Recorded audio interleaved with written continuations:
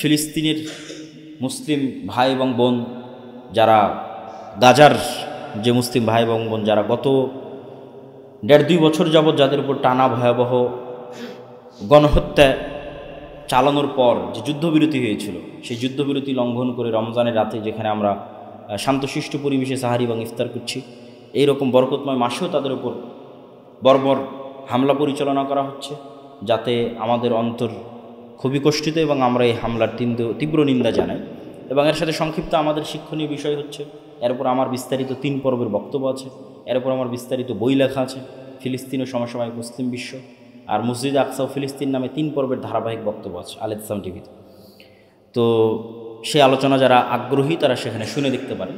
সারমর্ম হচ্ছে, মসজিদে আকসা মুসলিম উম্মার জন্য 3য় ফজিলতপূর্ণ জায়গা, যেখানে মানুষ ইবাদতের উদ্দেশ্যে সফর করতে পারে। আর পৃথিবীর কোথাও ইবাদতের উদ্দেশ্যে সফর করা জায়েজ নয়। মসজিদে হারাম মক্কা, মসজিদে নববী এবং মসজিদে আকসা, এই 3টে জায়গা ছাড়া আর কোথাও আমি নেকি বেশি হবে এই মর্মে সফর করব ইবাদতের জন্য, এটা হারাম। যে আপনি এখান থেকে জামিয়া সালাফিয়াতে গিয়ে ইবাদত করলে বেশি নেকি হবে, দারুল উলুম দেওবন্দে গিয়ে ইবাদত করলে বেশি নেকি হবে, বা আজহার বিশ্ববিদ্যালয়, মদিনা ইসলাম বিশ্ববিদ্যালয়ে গিয়ে ইবাদত করলে বেশি নেকি হবে, এই উদ্দেশ্যে যদি কেউ সফর করে, সফর হারাম। একমাত্র 3টে জায়গায় মানুষ ইবাদতের উদ্দেশ্যে সফর করতে পারে: মক্কার হারাম, কাবাঘর, মসজিদে নববী এবং মসজিদে আকসা। আর মসজিদে আকসা হচ্ছে পৃথিবীর 2য় নির্মিত মসজিদ, আর কাবাঘর হচ্ছে পৃথিবীর 1ম নির্মিত মসজিদ। সহিহ হাদিস দ্বারা প্রমাণিত, 2টোর মধ্যে ব্যবধান 40 বছর। ইব্রাহিম এবং ইসমাইল আলাইহিসসালাম মিলে কাবাঘর তৈরি করেছিলেন, আর ইসহাক এবং ইয়াকুব বা ইব্রাহিম আলাইহিস সালামের পরবর্তী কোনো সন্তান তারা মসজিদে আকসা তৈরি করেছে।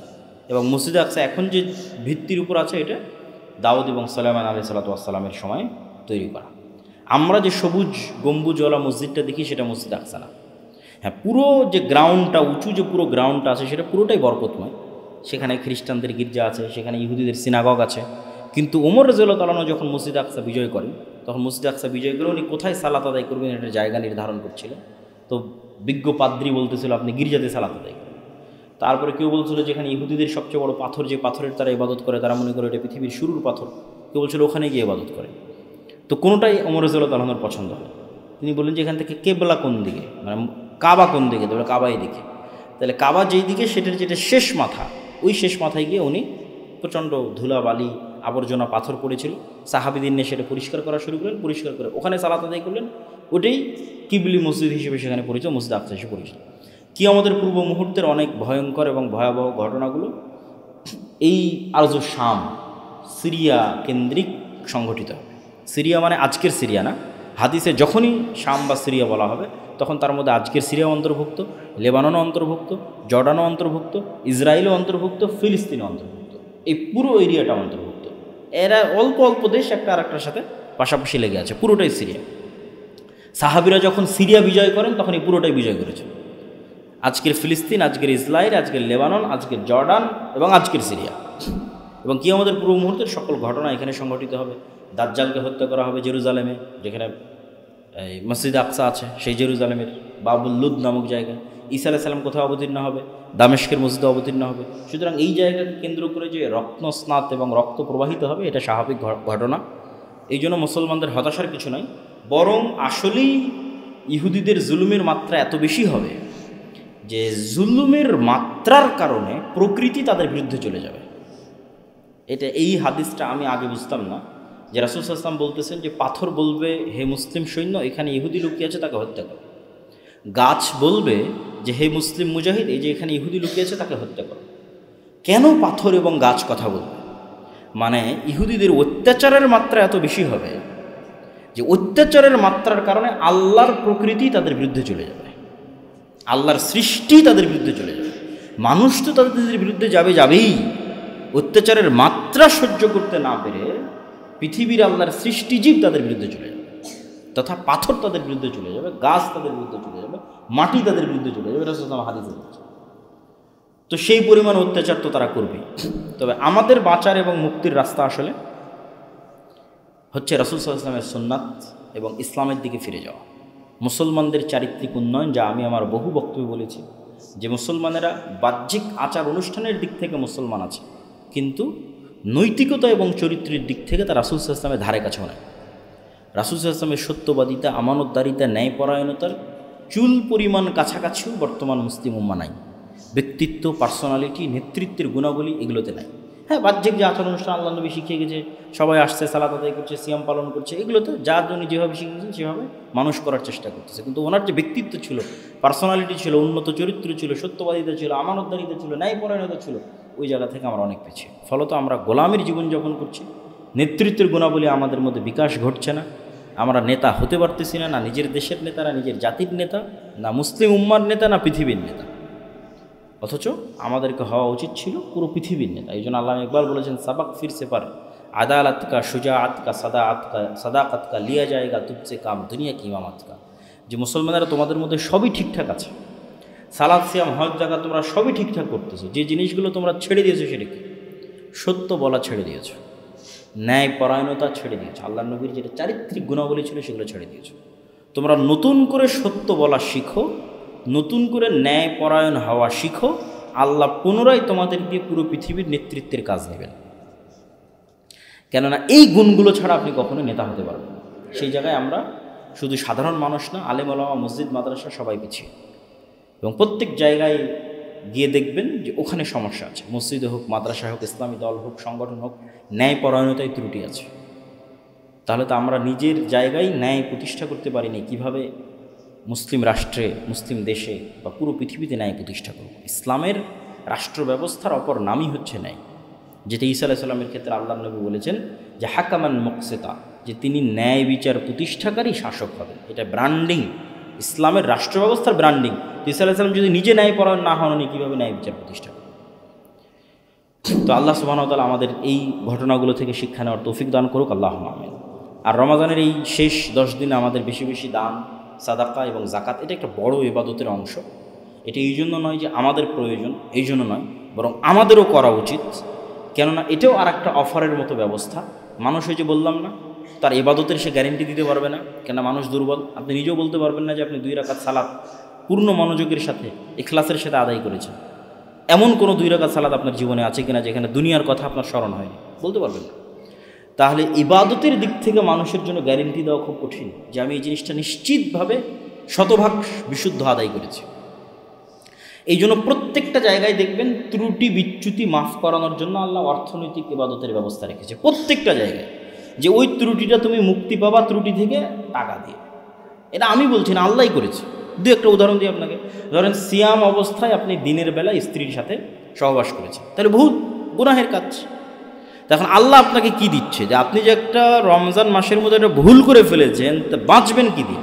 তো বলে 1 নম্বর হচ্ছে তুমি টানা 2 মাস সিয়াম পালন করো। তো আল্লাহ আমার উপর টানা 2 মাস সিয়াম পালন করা সম্ভব নয়। তারপরে কিন্তু শুরু হলো এবার টাকার, তুমি তাহলে গোলাম আজাদ করো, ঠিক আছে, 60 জন মিসকিনকে খাওয়াও। তাহলে এই যে আল্লাহ সুবহানাহু ওয়া তাআলা কিন্তু ব্যবস্থা করেছেন। ফিতরার কথা কি বলছে আল্লাহ নবী? ফিতরার কথা কি বলছে? পুরো রমজান মাসের সিয়ামে যদি তোমার কোনো ভুল ত্রুটি বিচ্যুতি হয়ে থাকে, তাহলে সেটা তোমরা ফিতরা দিয়ে তোমার সেটা আদায় হয়ে যাবে। তো তাহলে প্রত্যেকটা জায়গায় যখন মানুষ ভুল ত্রুটি করছে, সেটার ব্যবস্থাপনা আল্লাহ সুবহানাহু ওয়া তাআলা রেখেছেন। মানুষ সেটা তার সম্পদ দিয়ে, তার অর্থ দিয়ে সেটা মানুষ পূরণ করতে পারবে।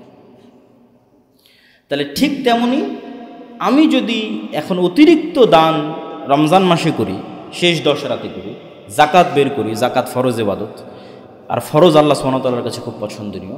তো এই অতিরিক্ত দান যদি আমি করি, তাহলে কি হবে? কিয়ামতের মাঠে যেখানে যেখানে অসম্পূর্ণতা দেখা দিবে, সেই অসম্পূর্ণতাগুলোর গ্যাপ পূরণ করবে আমার এই দান, আমার এই সঞ্চিত সম্পদ।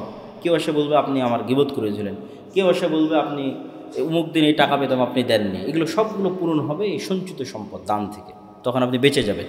আর যখন আপনার দান করা কোনো সম্পদ জমা করা নাই, তখন তো আপনি বিপদে পড়ে যাবেন। তো এই জন্য আমাদেরকে অতিরিক্ত হারে দান করতে হবে, এবং অতিরিক্তভাবে এই শেষ 10 রাতে বিশেষ করে জাকাত ফরজ, জাকাতের উপর আমাদের বিস্তারিত আলোচনা আছে। কীভাবে জাকাত বের করবেন তার বিস্তারিত ভিডিও আছে ইসলাম টিভিতে, দেখে সেই হিসাব অনুযায়ী জাকাত বের করেন। জাকাত অন্যের সম্পদ, এটা আপনার সম্পদ নয়, বাড়ি থেকে বের করতেই হবে। আর ফিতরা আদায় করতে হবে, এবং ফিতরা রাসূল সাল্লাল্লাহু আলাইহি ওয়াসাল্লাম কখনও টাকা দিয়ে আদায় করেননি। সেই যুগে টাকা দিয়ে আদায় করার সুযোগ ছিল, তিনি খাদ্যদ্রব্য দিয়ে আদায় করেছেন। আর আল্লাহর নবী জাকাত কখনও কাপড় দিয়ে আদায় করেন। মানে আমাদের এখানে এসে পুরোটাই উল্টে গেছে। জাকাত আপনার সম্পদ নয়, তাহলে আপনি কেমনে সিদ্ধান্ত নিলেন যে এই টাকা দিয়ে আপনি কাপড় কিনবেন? ওটা তো অন্যের সম্পদ, তাকে তার কাছে বুঝিয়ে দিতে হবে, সে কাপড় কিনবে না সেমাই কিনবে, তার ইচ্ছা। আর ফেতরার ক্ষেত্রে আপনাকে বলাই আছে যে আপনি আপনার খাদ্যদ্রব্য বের করবেন, তো সেখানে কেন টাকা দিতে গেলেন, মানে পুরোটাই উল্টে গেছে।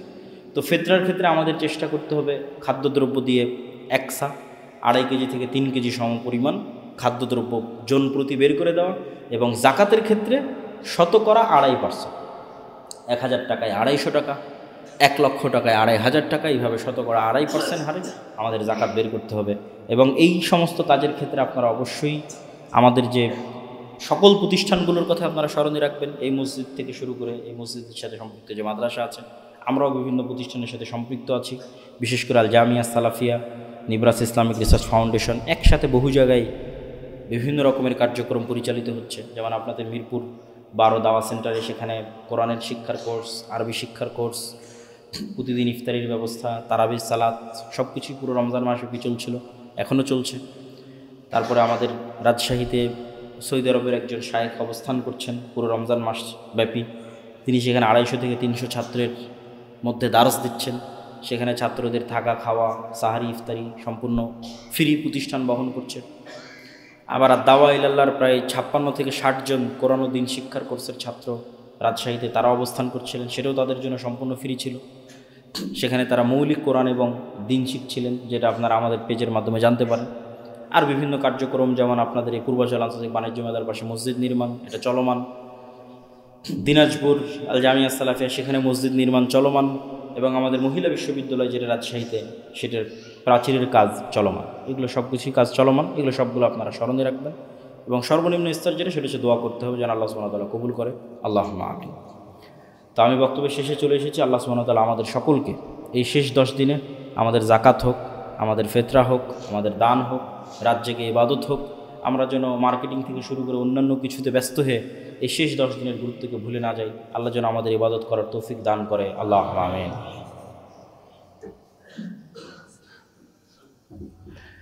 আলহামদুলিল্লাহ ওয়াহদা ওয়াসসালাতু ওয়াসসালামু আলা মান লা নাবিয়্যা বা'দাহু।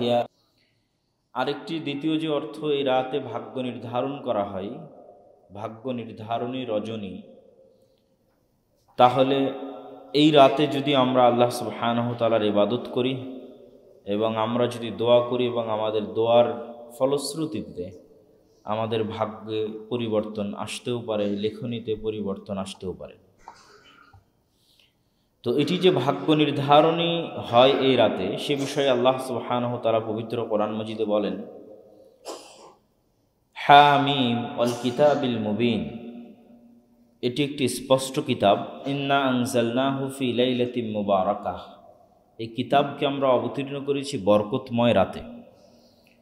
ফিহা ইফরাকু কুল্লু আমরিন হাকিম, যেই বরকতময় রাতে সকল বিষয়ের সিদ্ধান্ত গ্রহণ করা হয়, সকল বিষয়ের সিদ্ধান্ত লেখা হয়।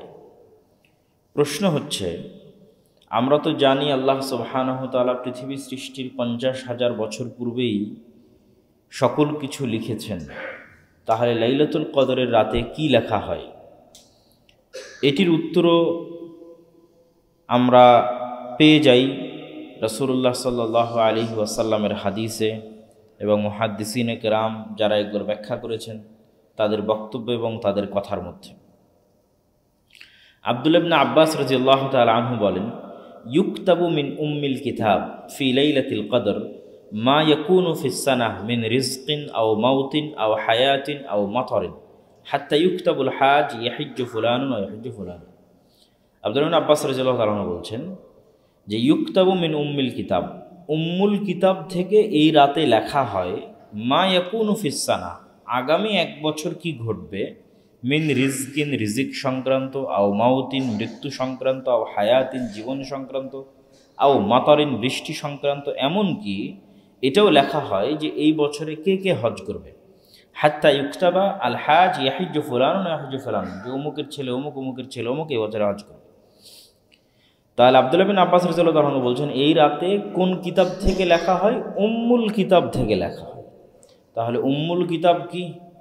উম্মুল কিতাব হচ্ছে সেটি যেটিকে আমরা লাউহে মাহফুজ হিসেবে চিনি এবং যেটির কথা দিয়ে আমরা প্রশ্ন শুরু করেছি, যে পৃথিবী সৃষ্টির 50,000 বছর পূর্বে আল্লাহ সুবহানাহু ওয়া তাআলা কলমকে বলেছিলেন যে তুমি লেখো। তো কলম যা কিছু ঘটবে তার প্রত্যেকটা বিস্তারিত লিখে ফেলল। এই জন্য তাকদীরের স্তরও ভেদ করেছে উলামায়ে কেরাম, যে তাকদীরের প্রথম স্তর হচ্ছে আল্লাহ সুবহানাহু ওয়া তাআলার জ্ঞান, তাকদীরের দ্বিতীয় স্তর হচ্ছে লাওহে মাহফুজ বা উম্মুল কিতাব। তো তাকদীরের প্রথম স্তর আল্লাহ সুবহানাহু ওয়া তাআলার জ্ঞান। এর অর্থ কি? এর অর্থ হচ্ছে আল্লাহ সুবহানাহু ওয়া তাআলা কলমকে লিখতে বলেছেন, 50,000 বছর পূর্বে তাকদীর লেখা হয়েছে, আবার প্রতি লাইলাতুল কদরের লাওহে মাহফুজ থেকে আগামী 1 বছরেরটা লেখা হবে, কপি করা হবে। তো এগুলোর জন্য মানুষ সেই কাজটি করতে বাধ্য এমন নয়, এগুলো সবগুলোই আল্লাহর জ্ঞান। আল্লাহ জানেন যে মানুষ এমনটা করবে, জানার জন্য মানুষ বাধ্যগত অবস্থায় করবে এমনটি নয়। যেমন যখন ক্যান্সার রোগী first stage, second stage, third stage, fourth stage, চতুর্থ স্টেজে যখন চলে যায়, তখন ডাক্তারও বলতে পারে এই রোগী আর কতদিন বাঁচবে। তো ডাক্তার কিভাবে বলতে পারে? তার যতটুকু জ্ঞান আছে, লিমিটেড নলেজ, সেই সীমাবদ্ধ জ্ঞান নিয়ে সে বলতে পারতেছে এই রোগী আর এতদিন বাঁচবে।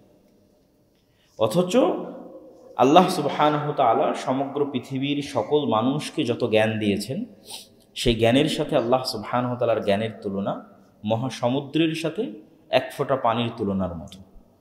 তাহলে সমগ্র পৃথিবীর মানুষকে যে 1 ফোঁটা জ্ঞান বন্টন করে দেওয়া আছে, সেই জ্ঞানের একটা ন্যূনতম অংশ ব্যবহার করে একটা ডাক্তার বলে দিচ্ছে যে এই ব্যক্তি আর এতদিনের মধ্যে, আর 6 উইক, 6 সপ্তাহ অথবা 7 সপ্তাহের মধ্যে মারা যাবে।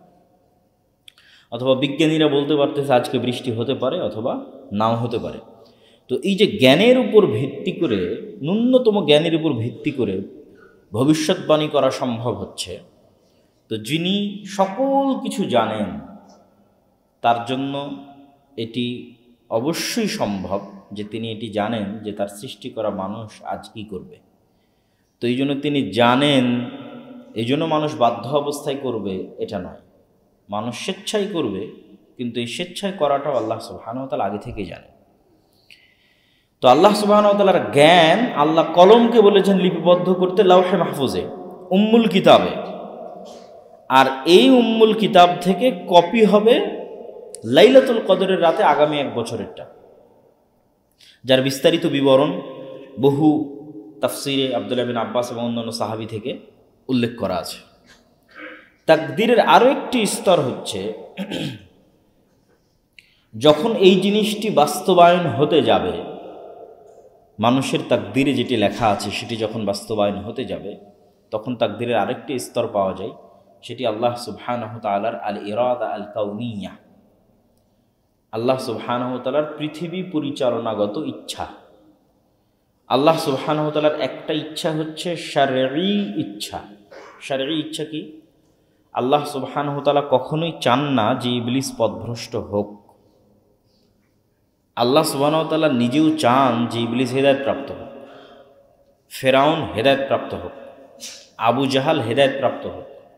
তাদেরকে হেদায়েত করার জন্যই তো মুসাকে পাঠিয়েছেন, তাদেরকে হেদায়েত করার জন্যই তো মুহাম্মদ সাল্লাল্লাহু আলাইহি ওয়াসাল্লামকে পাঠিয়েছেন। তো দুনিয়ার কোনো মানুষ পথভ্রষ্ট হোক এটা আল্লাহ সুবহানাহু ওয়া তাআলা চান না।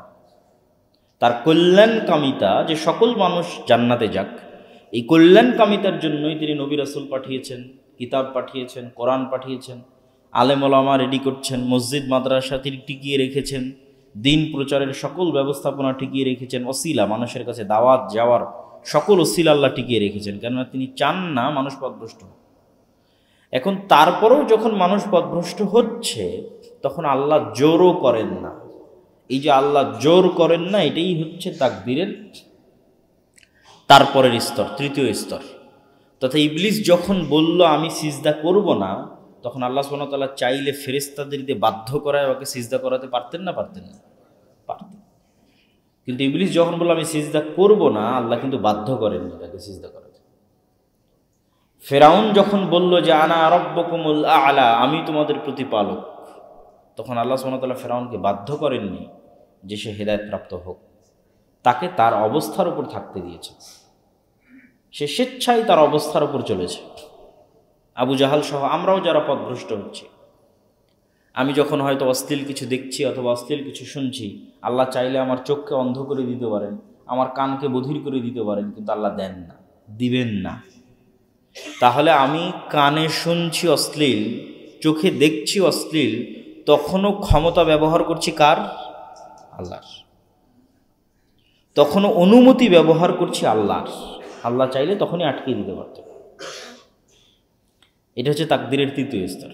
তো আমরা আলোচনা করছিলাম যে লাইলাতুল কদরের রাতে, এটিকে তাকদীর নির্ধারণের রাত বলা হয়। এই রাতে মূলত আগামী 1 বছরের বিষয়গুলো লিপিবদ্ধ করা হয় এবং উম্মুল কিতাব থেকে কপি করা হয়, তথা লাওহে মাহফুজের যে কিতাবে সকল কিছু লিপিবদ্ধ করা আছে সেটি থেকে কপি করা হয়। এই লাইলাতুল কদরের গুরুত্ব এবং তাৎপর্য যদি আমরা বুঝতে চাই, তাহলে লাইলাতুল কদর সম্পর্কে আল্লাহ সুবহানাহু ওয়া তাআলা পবিত্র কোরআনে সম্পূর্ণ একটি সূরা অবতীর্ণ করেছেন। ইন্না আনজালনাহু ফি লাইলাতিল কদর, আমরা এই কিতাবকে অবতীর্ণ করেছি লাইলাতুল কদরের রাতে। ওয়ামা আদরাকা মা লাইলাতুল কদর, তোমরা কি জানো লাইলাতুল কদর কি? এই যে জিজ্ঞাসা করার স্টাইল, যে তোমরা কি জানো লাইলাতুল কদর কি, এটার দ্বারা মানুষের আগ্রহ তৈরি করা হয়। যখনই বড় কোনো বিষয় আল্লাহ সুবহানাহু ওয়া তাআলা অথবা তার রাসূল বলেন, তখন এই ধরনের উপস্থিত ব্যক্তিকে প্রশ্ন করার মাধ্যমে তাদের অ্যাটেনশন নেওয়া হয়, তাদের মনোযোগ আকর্ষণ করা হয়। যেমন অন্য সূরায় আল্লাহ বলছেন, আল কারিআতু মাল কারিআহ ওয়া মা আদরাকা মাল কারিআহ, মহাভয়ঙ্কর বিকট আওয়াজ, তোমরা কি জানো মহাভয়ঙ্কর বিকট আওয়াজ কি? 2 বার জিজ্ঞেস করেছে, যাতে মানুষ আগ্রহের সাথে পরের বাক্য শোনে যে আসলে কি এত গুরুত্বপূর্ণ কথা। রাসূল সাল্লাল্লাহু আলাইহি ওয়াসাল্লাম বহু হাদিসে এই জিনিসগুলো প্রয়োগ করেছেন। যেমন তিনি বলেন যে আতাদরুনা মাল গীবাহ, তোমরা কি জানো গীবত কি? মানুষ আগ্রহী হয়, না আমরা তো জানি না আল্লাহ, গীবত কি আপনি বলেন। তো আল্লাহ বলছেন, তোমরা কি জানো লাইলাতুল কদর কি? লাইলাতুল কদরি খায়রুম মিন আলফি শাহর, লাইলাতুল কদর হচ্ছে 1000 বছরের 1000 মাসের ইবাদতের চাইতে উত্তম, বা 1000 মাসের চেয়ে শ্রেষ্ঠ। তো এই 1000 মাসের চেয়ে যে শ্রেষ্ঠ কথাটি বলা হলো, এখানে আল্লাহ সুবহানাহু ওয়া তাআলা নির্ধারণ করেননি যে 1000 মাসের সমান। এই জিনিসটা আমরা অনেক সময় বলতে ভুল করি যে লাইলাতুল কদর 1000 মাসের ইবাদতের সমান, এবং হিসাব করে অনেকে বলে দেয় যে 80 বছর 83 বছর 84 বছর এরকম একটা ইবাদতের সমান। আল্লাহ সুবহানাহু ওয়া তাআলা সমান বলেননি, আল্লাহ বলেছেন 1000 মাসের চেয়েও শ্রেষ্ঠ। তো এখানে ব্যাখ্যা করতে গিয়ে মুফাসসিরিনে কেরাম লিখেছেন যে আমরা যেমন বাংলা ভাষায় বলি সে লাখ লাখ টাকার মালিক, কত লাখ টাকা জানি না, অমুক কোটি কোটি টাকার মালিক, কত কোটি তা কিন্তু জানি না।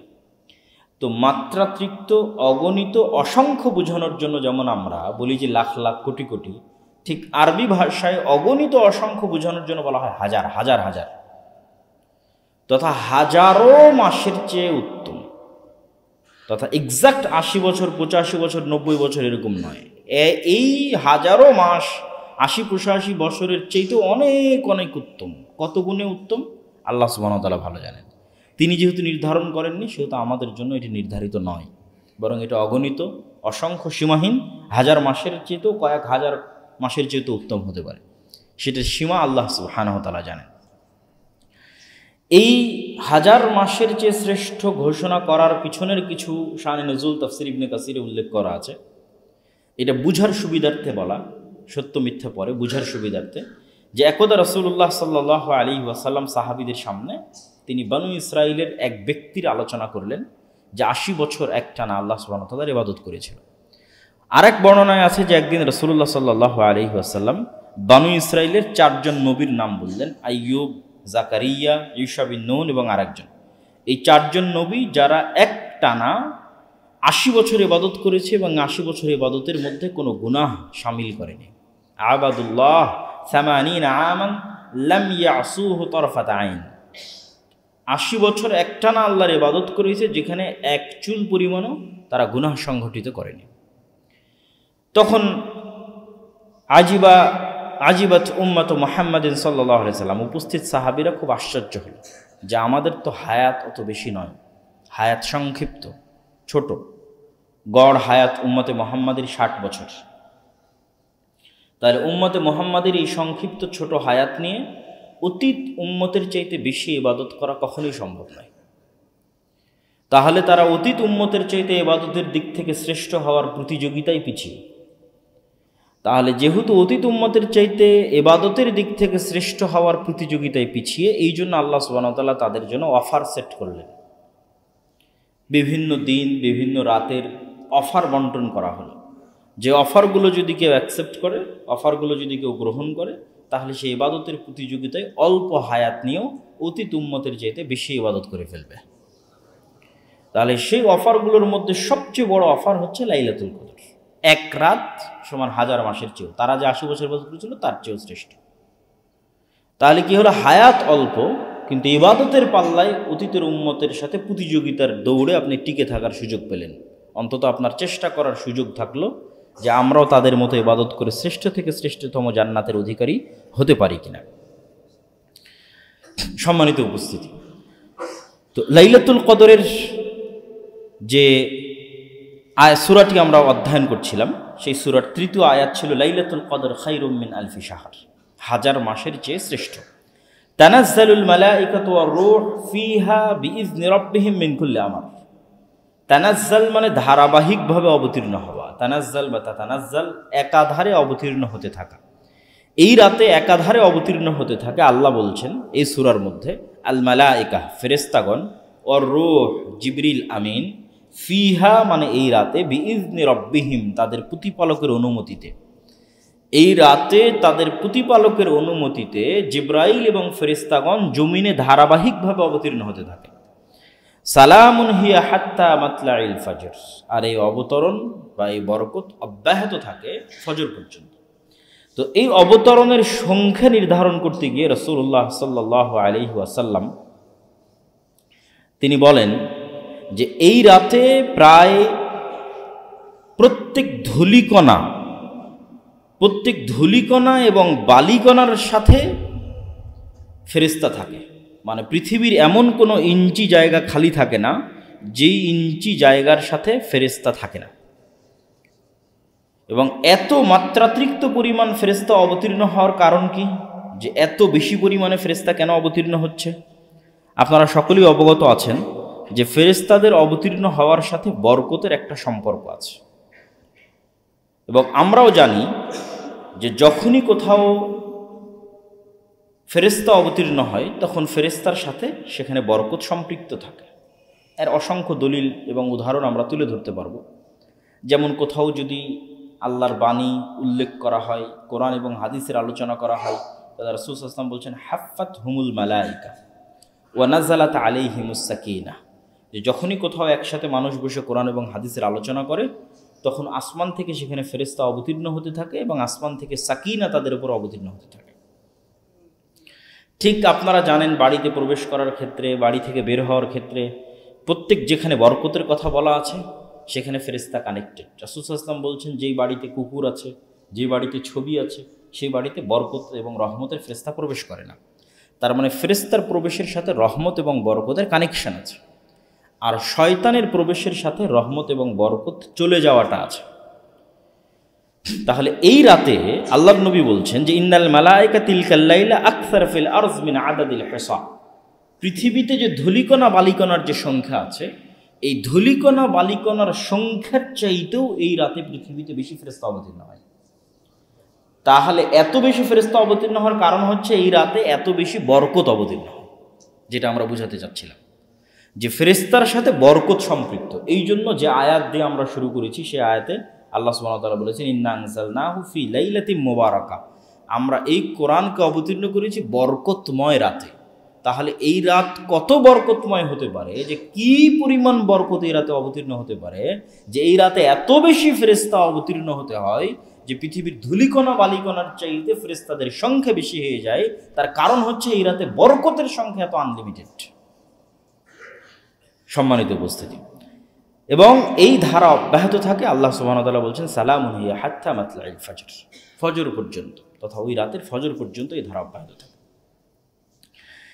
এই রাতের গুরুত্ব এবং ফজিলত আমরা যেমন এই সূরা থেকে জানতে পারি, যে সূরাটি আমরা পড়লাম, ঠিক রাসূলুল্লাহ সাল্লাল্লাহু আলাইহি ওয়াসাল্লামের আমল থেকেও জানতে পারি। আন আয়েশা উম্মুল মুমিনিন রাদিয়াল্লাহু তাআলা আনহা, আয়েশা রাদিয়াল্লাহু তাআলা আনহা থেকে বর্ণিত, তিনি বলেন কানান নবিয়্যু সাল্লাল্লাহু আলাইহি ওয়াসাল্লাম ইযা দাখালাল আশরু শাদ্দা মিযরাহ যখনই শেষ 10 রাত প্রবেশ করত তখনই রাসূলুল্লাহ সাল্লাল্লাহু আলাইহি ওয়াসাল্লাম তার জামা কাপড় গুটিয়ে নিতেন, লুঙ্গি কাঁচা মারতেন বা নেংটি মারতেন। আমাদের গ্রামগঞ্জে যখন মানুষ লুঙ্গি পরিহিত অবস্থায় থাকে, তখন যখন সে ভারী কোনো কাজের জন্য যায় তখন লুঙ্গি কাঁচা মারে বা আমাদের আঞ্চলিক ভাষায় বলে লেংটি মারে। ঠিক মেয়েরা যখন কোনো কাজ করে তখন শাড়ির আঁচল অথবা ওড়না কোমরের সাথে বাঁধে।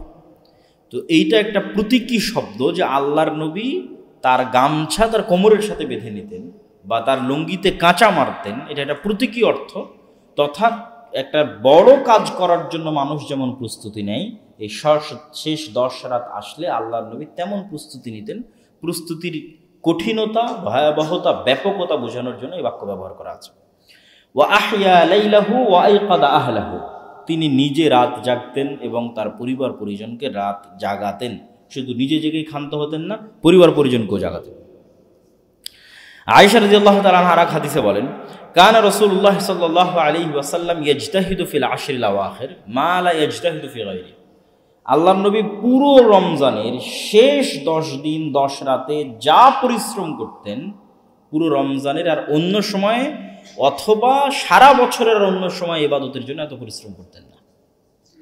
তাহলে সারা বছরের সবচেয়ে বেশি ইবাদত আমাদের নবী মুহাম্মদ সাল্লাল্লাহু আলাইহি ওয়াসাল্লাম কোন সময় করতেন? রমজানের শেষ 10 রাতে, যা তিনি সারা বছরেও করতেন না, এমনকি রমজানের অন্য সময়ও করতেন না। শেষ 10 রাতে তিনি যত পরিশ্রম করতেন। এবং লাইলাতুল কদর সম্পর্কে আর এক হাদিসে বলা আছে, মান হুরিমা লাইলাতুল কদর ফাকাদ হুরিমা খায়রাহা। অন্য রিওয়ায়াতে আছে ফাকাদ হুরিমাল খায়রা কুল্লা।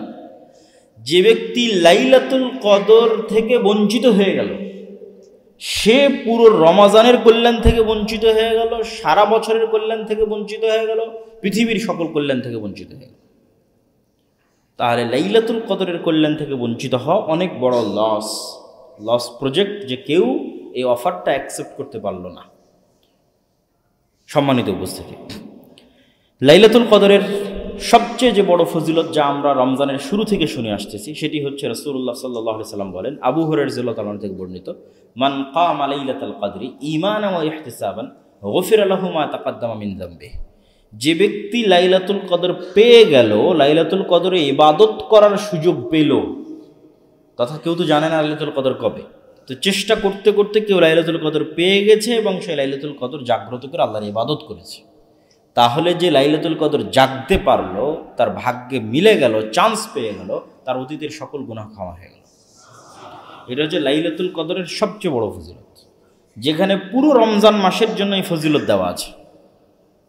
যে রমজান মাসে 30 দিন একটানা সিয়াম পালন করলে অতীতের সকল গুনাহ ক্ষমা হবে, তাহলে অতীতের সকল গুনাহ ক্ষমা নেওয়ার জন্য 30 দিন না খেয়ে থাকতে হচ্ছে।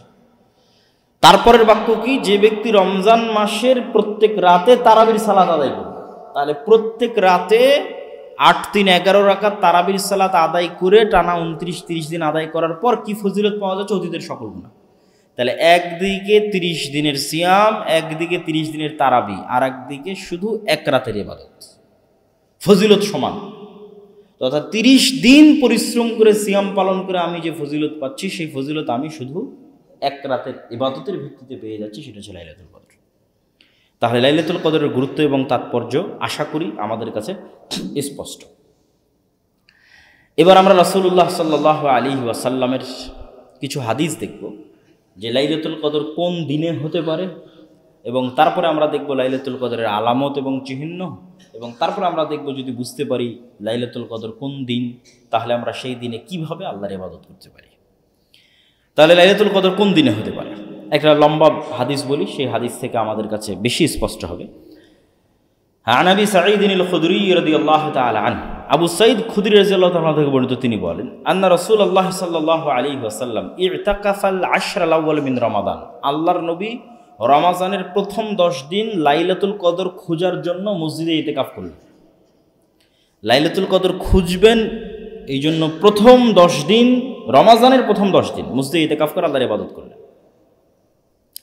তো প্রতিবার যখন ইবাদত শেষ হয় তখন জিবরাইল আমিন এসে বলেন যে লাইলাতুল কদর আরও সামনে, আপনি যে 10 দিন ইবাদত করেছেন 10 দিনে নয়, আরও সামনে। সুম্মা আতাকাফাল আশরাল আউসাত, অতঃপর রাসূল সাল্লাল্লাহু আলাইহি ওয়াসাল্লাম রমাজানের মধ্যের 10 দিন রাত জেগে মসজিদে ইতিকাফ করলেন এবং ইবাদত করলেন। জিবরিল আমিন তাকে বলল লাইলাতুল কদর আরও সামনে। রাসূলুল্লাহ সাল্লাল্লাহু আলাইহি ওয়াসাল্লাম রমাজানের শেষ 10 দিন মসজিদে ইবাদত করলেন এবং তিনি সাহাবীদেরকে বললেন, ফামান আহাব্বা মিনকুম আন ইয়াতাকিফ ফালইয়াতাকিফ আল আশর আল আওয়াখির, তোমাদের মধ্যে যারা লাইলাতুল কদর খোঁজার জন্য ইতিকাফ করতে চায় তারা যেন রমাজানের শেষ 10 রাত বা রমাজানের শেষ 10 দিন ইতিকাফ করে এবং এই শেষ 10 দিনের 10 রাতে যেন সেই লাইলাতুল কদর অনুসন্ধান করে। ইন্নী উরিতুহা লাইলাতুল কদর, আমাকে লাইলাতুল কদর দেখানো হয়েছে, আমি দেখছি। ইন্নী আসজুদু সাবিহাতাহা ফিতিনিন ওয়া মাইন, যে আমি লাইলাতুল কদরে সিজদা করছি কর্দমাক্ত মাটির উপরে যেখানে পানি এবং মাটি মিশ্রিত আছে। তো সাহাবী বলছেন যে 1/21 রাতে, ওই 1/21 রাতে, বারবার নির্ধারিত কোনো তারিখ মনে করা যাবে না, এটা 21 রাতের ঘটনা। সাহাবী বলছেন যে ওয়াকাদ কামা ইলা সুবহি ফামাতারাতিস সামা, 1/21 রাতে আমরা রাসূলের সাথে ইবাদত করলাম। ফামাতারাতিস সামা, আসমান বৃষ্টি বর্ষণ করল। ফাআবসারতু তিনা ওয়াল মা ফাখারাজা হিনা ফারাগা মিন সালাতিস সুবহি, আমরা কর্দমাক্ত পানি এবং মাটির উপরেই সালাত আদায় করলাম। এমনকি সকালবেলা যখন আল্লাহর নবী মসজিদ থেকে বের হচ্ছিলেন, ওয়া জাবিনুহু ওয়া রাউসাতু আনফিহি ফীহিমা তিন ওয়াল মা, আল্লাহর নবীর কপালে এবং নাকে সিজদার সময় তিনি যে কর্দমাক্ত মাটিতে এবং পানিতে সিজদা করেছেন, সেই মাটি এবং কাদা পানি তার কপালে এবং তার নাকে লেগেছিল। তো এই লম্বা হাদিস থেকে আমরা কি বুঝতে পারি? এই লম্বা হাদিস থেকে আমরা এটা বুঝতে পারি যে লাইলাতুল কদর তো পুরো রমজান মাসে অবশ্যই আছে, এতে কোনো সন্দেহ নেই। তার জন্য দুটো আয়াত স্পষ্ট। দুটো আয়াত কি? আল্লাহ বলছেন শাহরু রমাদান আল্লাযী উনজিলা ফীহিল কোরআন, রমাজান মাসে কোরআন অবতীর্ণ হয়েছে। আর এক আয়াতে আল্লাহ সুবহানাহু ওয়া তাআলা বলছেন ইন্না আনজালনাহু ফি লাইলাতুল কদর, আমরা লাইলাতুল কদরে কোরআন অবতীর্ণ করেছি। তার মানে লাইলাতুল কদর কোথায় আছে? রমাজানে আছে। তাহলে রমাজানের পুরো 30 দিনই লাইলাতুল কদর আছে, এতে কোনো সন্দেহ নেই। কিন্তু শেষ 10 রাত অথবা শেষ 10 রাতের বিজোড় রাত সম্পর্কে অত্যধিক পরিমাণ হাদিস রাসূলুল্লাহ সাল্লাল্লাহু আলাইহি ওয়াসাল্লামের পক্ষ থেকে এসেছে। তাহাররাউ লাইলাতুল কদরি ফিল আশরিল আওয়াখির বা ইলতামিসুহা ফিল আশরিল আওয়াখির, তোমরা লাইলাতুল কদর খুঁজো শেষ 10 রাতে অথবা শেষ 10 রাতের বিজোড় রাতে। তবে রাসূলুল্লাহ সাল্লাল্লাহু আলাইহি ওয়াসাল্লামকে লাইলাতুল কদর দেখানো হয়েছিল এবং তিনি সেটা ভুলে গেছেন, এটাও তিনি বলেছেন। তিনি বলেছেন যে আমি লাইলাতুল কদর আমাকে দেখানো হয়েছে এবং আমি তোমাদের জন্য লাইলাতুল কদর বলার জন্য বের হয়ে আসলাম। বের হয়ে আসার পর দেখি তালাহা ফুলানুন ওয়া ফুলানুন, দুইজন ব্যক্তি পরস্পরে ঝগড়া করছে। ফারুফিআত, ফলত তাদের এই ঝগড়া মিটাতে গিয়ে আমার নিকট থেকে লাইলাতুল কদর উঠিয়ে নেওয়া হয়েছে। ওয়া আসা আন ইয়াকুনা খায়রান লাকুম, আর আমার নিকট থেকে লাইলাতুল কদরের জ্ঞান যে উঠিয়ে নেওয়া হয়েছে, আমি মনে করি এটাতে তোমাদের জন্য কল্যাণ আছে। কি কল্যাণ আছে? যে যদি আল্লাহ সুবহানাহু ওয়া তাআলা প্রশ্নপত্র ফাঁস করে দিতেন তাহলে প্রতিযোগিতার গুরুত্ব কমে যেত। প্রশ্নপত্র যখন ফাঁস, যে এটাই প্রশ্ন, এই দিনেই লাইলাতুল কদর, তাহলে তো সবার জন্য সমান সুযোগ। এখানে কে কত বেশি পরিশ্রম করছে, কে কত বেশি প্রতিযোগিতা করছে এবং চেষ্টা করছে, সেটা কিন্তু মাপার আর কোনো ব্যবস্থা থাকলো না। যখন প্রশ্নপত্র ফাঁস হয়নি তখন যে যেমন পরিশ্রম করবে তার পাওয়ার চান্স তেমন। যারা আল্লাহর ইস্তাবিকু ফিল খায়রাত, কল্যাণের কাজে, সাবিকু ফিল খায়রাত, কল্যাণের কাজে যারা প্রতিযোগিতা করে, সবচেয়ে বেশি পরিশ্রমী স্টুডেন্ট যদি হয় তাহলে রমজানের প্রত্যেক রাতে আল্লাহর ইবাদত করবে। তো আল্লাহর যে সবচেয়ে বেশি পরিশ্রমী ছাত্র, সে ভালো রেজাল্ট করবে, তার তো মিস হওয়ার কোনো চান্স নেই। কম পরিশ্রমী ছাত্র সে হয়তো মাঝে মধ্যে করবে, মাঝে মধ্যে ছাড়বে। যে তার চেয়ে কম পরিশ্রমী ছাত্র সে শেষ 10 রাতে ইবাদত করবে। যে তার চেয়ে কম পরিশ্রমী ছাত্র সে শেষ 10 রাতের বিজোড় রাতগুলোতে ইবাদত করবে। আর যে তার চেয়ে কম পরিশ্রমী ছাত্র সে শুধু 27 রাতে ইবাদত করবে। তো যে যত কম পরিশ্রম করবে তার লাইলাতুল কদর ছুটে যাওয়ার সম্ভাবনা তত বেশি। তো এই জন্য নির্ধারিত কোনো রাত নয়, এটি আল্লাহর নবীর এই হাদিস দ্বারা স্পষ্ট যে তিনি বলছেন যে আমি তোমাদেরকে লাইলাতুল কদর বলার জন্য বের হয়েছি। ফাতালাহা রাজুলান, এরা দুইজন মারামারি লেগে গেছে। এবং এখানে আরেকটা জিনিস বোঝা যায় যে মানুষ যখন গন্ডগোল মারামারি করে অনেক রহমত এবং বরকত উঠে যায়। তো তোমাদের এই মারামারি মিটা থেকে আমি ভুলে গেছি যে আসলে লাইলাতুল কদর কোন দিন। তা আমি মনে করি আমাকে যে ভুলিয়ে দেওয়া হয়েছে এর মতো কল্যাণ আছে। সুতরাং এই হাদিসের পর আর এটা বলার কোনো সুযোগ নাই যে এই রাতই লাইলাতুল কদর, 27 রাত বা 21 রাত বা 23 রাত, এটা বলার কোনো সুযোগ নেই।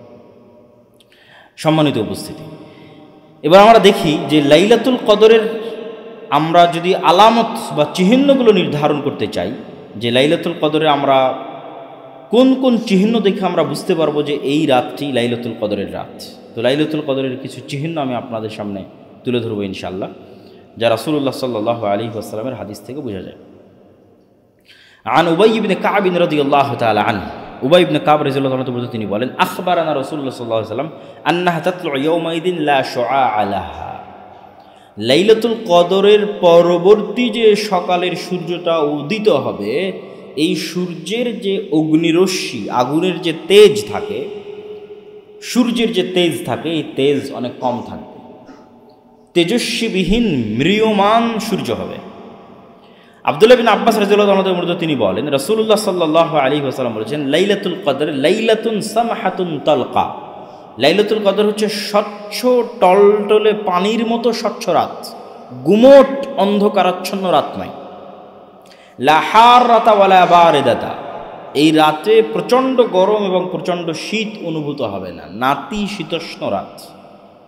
এবং এই রাতের পরবর্তী যে সূর্য উদিত হবে, সেই সূর্যের অগ্নিরশ্মি, লাল রশ্মির তেজ থাকবে কম। তাহলে লাইলাতুল কদরের যে আলামতগুলো, এই আলামতগুলো যদি আমরা একত্রিত করি, আগের একটা আলামত বক্তব্যের মধ্যেই চলে গেছে যে রাসূল সাল্লাল্লাহু আলাইহি ওয়াসাল্লাম স্বপ্নে দেখছেন যে তিনি পানি এবং বৃষ্টির মধ্যে, কাদামাটির মধ্যে তিনি সিজদা করছেন, এবং সেই রাতে সাহাবী বর্ণনা দিচ্ছেন যে বৃষ্টি হয়েছিল এবং মসজিদে নববী কর্দমাক্ত হয়ে গেছিল এবং কর্দমাক্ত মাটিতে আল্লাহ নবী সিজদা করেছেন। তাহলে সবগুলো সারমর্ম হচ্ছে রাতে বৃষ্টি হওয়ার সম্ভাবনা আছে, রাত স্বচ্ছ টলটলে পানির মতো, এবং রাতে না শীত বেশি না গরম বেশি, এবং রাতের পরবর্তী যে সকাল, সে পরবর্তী সকাল হবে ম্রিয়মান, তেজস্বী সকাল হবে না। আর কিছু রিওয়ায়েতে পাওয়া যায় যে এই রাতে তারকার বিচ্যুতি ঘটবে না। তারকার বিচ্যুতি মানে আমরা যে উল্কাপিণ্ড নিক্ষেপ হতে দেখি রাতের বেলা, তো ওই তারকার যে বিচ্যুতি ঘটে মহাশূন্যে, সেই বিচ্যুতি এই রাতে ঘটবে না। এবার আমরা চলে আসি লাইলাতুল কদর যদি আমরা পেয়ে যাই, তাহলে আমরা লাইলাতুল কদরে কিভাবে ইবাদত করব। লাইলাতুল কদরের ইবাদতের ক্ষেত্রে আমাদের দেশে সবচেয়ে যে বলা যায় অপছন্দনীয় প্রথা প্রচলিত আছে, সেটা হচ্ছে মসজিদে একত্রিত হয়ে খাওয়া দাওয়া অনুষ্ঠান আয়োজনের মাধ্যমে একটা পিকনিকের মতো পরিবেশ তৈরি করা হয়, এবং ব্যাপকভাবে লাইলাতুল কদরের রাতে আলোচনা অনুষ্ঠান হয়, যে বক্তা নিয়ে আসা হয়, বক্তা আলোচনা করবে এবং বক্তব্য দেবে। তো এইটা আসলে লাইলাতুল কদর এরকম আনুষ্ঠানিকতার বিষয় নয়, এটা পছন্দনীয় পদ্ধতি নয়। রাসূল সাল্লাল্লাহু আলাইহি ওয়াসাল্লামের বা সাহাবীদের পক্ষ থেকে এরকম কোনো পথ পদ্ধতি পাওয়া যায় না। তাহলে লাইলাতুল কদর উদযাপনের সঠিক সুন্নতি পদ্ধতি কি? লম্বা সালাত, লম্বা তেলাওয়াত। আপনি পুরো কোরআন পড়েন, পুরো হাদিস পড়েন, আল্লাহর নবীর সমগ্র জীবনী পড়েন, আমি যেটা বলছি এর বাইরে যাবেন। আপনি বলবেন যে আমার তো কোরআন পড়তে ভালো লাগে, আমার জিকির আজকার তাসবিহ তাহলিল করতে ভালো লাগে, আমার দোয়া করতে ভালো লাগে। আপনি বলেন কোন কাজটা আপনি সালাতের মধ্যে করতে পারবেন না? এবং আল্লাহর নবীর ইতিহাস খুলে পড়ে দেখেন, আয়েশা রাদিয়াল্লাহু তাআলা কি বলছে, লা তাসআল আন তুলিহিন্না ওয়া হুসনিহিন্না। আল্লাহর নবীর এক একটা রুকু সূরা বাকারা তেলাওয়াতের সমান হতো, এক একটা সিজদা সূরা আলে ইমরান তেলাওয়াতের সমান হতো। আয়েশা রাদিয়াল্লাহু বলছে, তোমরা এটার লম্বা সম্পর্কে, যেটা কত দীর্ঘ হতো এবং এটার সৌন্দর্যতা সম্পর্কে আমাকে জিজ্ঞেস করিও না।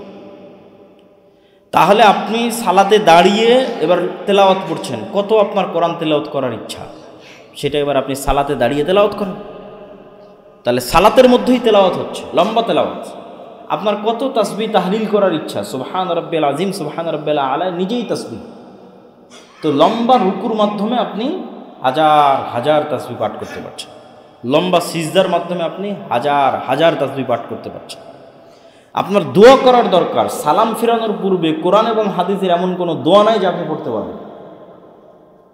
তাহলে লম্বা সালাতই একমাত্র সুন্নতি পদ্ধতি রাসূল সাল্লাল্লাহু আলাইহি ওয়াসাল্লামের লাইলাতুল কদর উদযাপনের, যেখানে লম্বা তেলাওয়াত হবে, রুকু সিজদা লম্বা হবে তথা লম্বা তাসবিহ তাহলিল হবে, এবং সালাম ফিরানোর বৈঠকও লম্বা হবে তথা লম্বা দোয়া হবে। হ্যাঁ, এর বাইরেও মানুষ পার্সোনালি কোরআন তেলাওয়াত করতে পারে, জিকির আজকার করতে পারে, দোয়া করতে পারে, সেটা আমরা নিষেধ করছি না, অবশ্যই করা যাবে। কিন্তু সুন্নতি পদ্ধতির কথা বলতেছি যে পুরো 11 রাকাত সালাত আদায় করতে পুরো রাত শেষ হয়ে যায়। এটা হচ্ছে রাসূল সাল্লাল্লাহু আলাইহি সাল্লামের লাইলাতুল কদর উদযাপনের সবচেয়ে সুন্নতি এবং সবচেয়ে উত্তম পদ্ধতি। আর যদি আমরা জানতে পারি, রাসূল সাল্লাল্লাহু আয়েশা রাদিয়াল্লাহু আনহা জিজ্ঞেস করছে যে ইন ওয়াফাকতু লাইলাতুল কদর, যদি আমার ভাগ্যে মিলে যায় লাইলাতুল কদর, বুঝতে পারি মনে হচ্ছে আজকে লাইলাতুল কদর, আল্লাহ নবী বলছেন আল্লাহুম্মা ইন্নাকা আফুউন তুহিব্বুল আফওয়া ফাআফু আননি, যে আল্লাহ আপনি ক্ষমাশীল, ক্ষমাকে ভালোবাসেন, আমাকে ক্ষমা করে দেন। তো এখানে এই কথা থেকে একটা শিক্ষা আছে যে শুধু লাইলাতুল কদর নয়, যে কোনো দিনে যে কোনো সময় মানুষ যদি বুঝতে পারে যে এটা দোয়া কবুলের মুহূর্ত বা সে আল্লাহ সুবহানাহু ওয়া তাআলার খুব কাছাকাছি এবং খুব নিকটে পৌঁছে গেছে এবং খুব বেশি ক্রন্দনের সাথে আল্লাহর কাছে দোয়া করতে পারছে, তাহলে মানুষের যদি একটা জিনিসই চাওয়ার সুযোগ দেওয়া হয়, তাহলে মানুষকে কোন জিনিসটা চাওয়া উচিত? ক্ষমা। যে মানুষকে কোনো কিছু চাওয়ার সুযোগ দেওয়া হলো যেটা মেনে নেওয়া হবে, তাহলে মানুষের চাওয়া উচিত কোনটা? ক্ষমা। কেন ক্ষমা চাওয়া উচিত? মানুষের অনেক কিছু চাওয়ার আছে, কিন্তু ক্ষমা কেন চাওয়া উচিত? ক্ষমা এই জন্য চাওয়া উচিত যে পৃথিবীর কেউই তার নিজের আমলের উপর দিয়ে জান্নাতে যেতে পারবে না। এমনকি নবী রাসূলগণ পর্যন্ত কিয়ামতের মাঠে আতঙ্কিত থাকবে তাদের নিজ নিজ তাদের কাছ থেকে সংঘটিত হওয়া ভুলের কারণে, যে আজকে কিয়ামতের মাঠে আল্লাহ তাদেরকে ক্ষমা করবেন কিনা। তথা নবী রাসূল থেকে শুরু করে ওলিয়া উলিয়া থেকে শুরু করে বুজুর্গানে দিন থেকে শুরু করে আলেম ওলামা হুজুর থেকে শুরু করে ইবাদত গুজার তাকওয়াবান পরহেজগার মানুষ থেকে শুরু করে তাহাজ্জুদ গুজার মানুষ থেকে শুরু করে সবার সবচেয়ে বড় প্রয়োজন কি? ক্ষমা। যে আল্লাহ সুবহানাহু ওয়া তাআলা যেন তাকে ক্ষমা করে দেয়। কেন না কেউ বলতে পারবে না যে আমি আমার আমলের জোরে আজকে জান্নাতে প্রবেশ করব। তো এই জন্য ক্ষমা চাওয়ার প্রতি মনোযোগী হতে হবে। বেশি সুযোগ পেলে ক্ষমায় আগে চাইতে হবে, ক্ষমা চাওয়ার পর বাকি বিষয়গুলো অপশনাল। যে আল্লাহ যদি আমাকে ক্ষমা করেন, আল্লাহ যদি আমার প্রতি দয়া এবং রহমত করেন, তারপর আর কি কি চাওয়ার আছে সেটা আমি আল্লাহ সুবহানাহু ওয়া তাআলার কাছে চাই।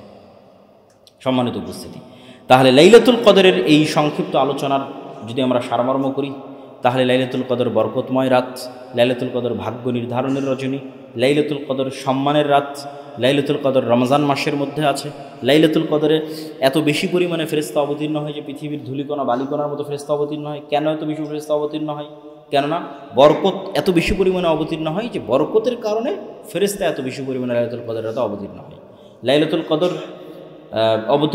কদরের রাতে জাগার জন্য রাসূল সাল্লাল্লাহু আলাইহি ওয়াসাল্লাম ব্যাপক প্রস্তুতি নিতেন, নিজে জাগতেন, পরিবার পরিজনকে জাগাতেন। সারা জীবনে তিনি যা পরিশ্রম করতেন তার চেয়ে বেশি পরিশ্রম করতেন রমাদানের শেষ 10 রাতের জন্য। সেই ব্যাপক প্রস্তুতি আমাদের থাকতে হবে।